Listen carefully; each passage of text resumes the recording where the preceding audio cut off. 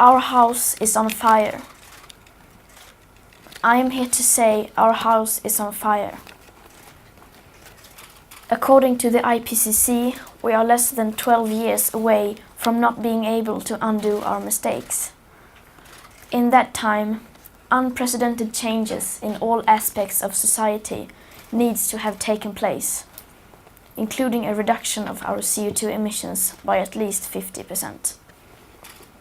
And please note that those numbers do not include the aspect of equity, which is absolutely necessary to make the Paris Agreement work on a global scale. Nor does it include tipping points or feedback loops, like the extreme powerful methane gas being released from the thawing Arctic permafrost. At places like Davos, people like to tell success stories, but their financial success has come with an unthinkable price tag. And on climate change, we have to acknowledge that we have failed. All political movements in their present form have done so.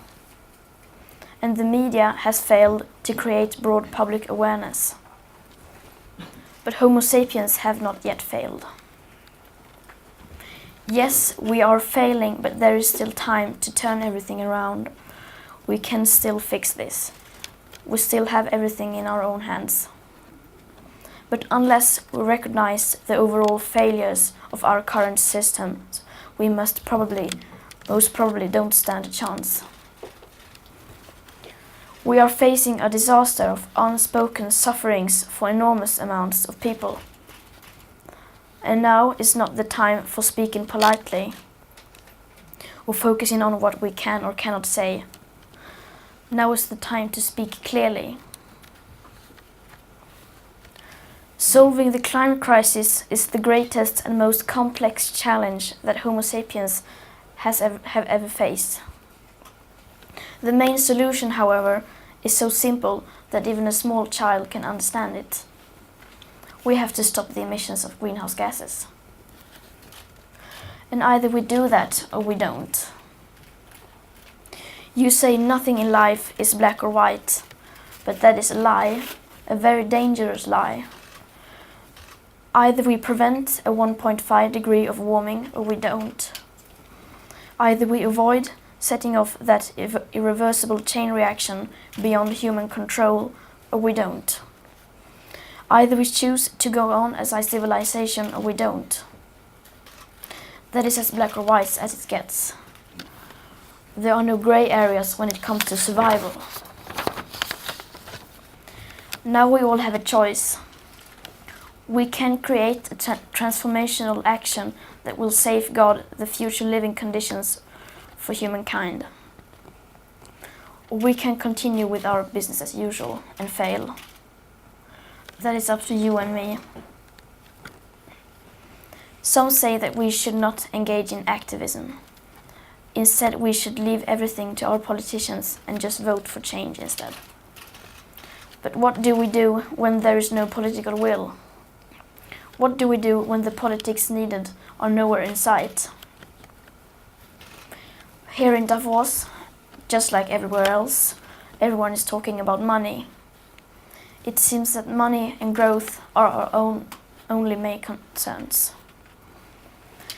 And since the climate crisis is a crisis that has never once been treated as a crisis, people are simply not aware of the full consequences of our everyday life. People are not aware that there is such a thing as a carbon budget, and just how incredibly small that remaining carbon budget is. And that needs to change today. No other current challenge can match the importance of establishing a wide public awareness and understanding of our rapidly disappearing carbon budget that should and must become our new global currency and the very heart of future and present economics. We are now at a time in history where everyone with any insight of the climate crisis that threatens our civilization and the entire biosphere must speak out in clear language, no matter how uncomfortable and unprofitable that may be. We must change almost everything in our current societies. The bigger your carbon footprint is, the bigger your moral duty. The bigger your platform, the bigger your responsibility. Adults keep saying we owe it to the young people to give them hope. But I don't want your hope. I don't want you to be hopeful. I want you to panic. I want you to feel the fear I feel every day. And then I want you to act. I want you to act as if you would in a crisis. I want you to act as if the house was on fire. Because it is.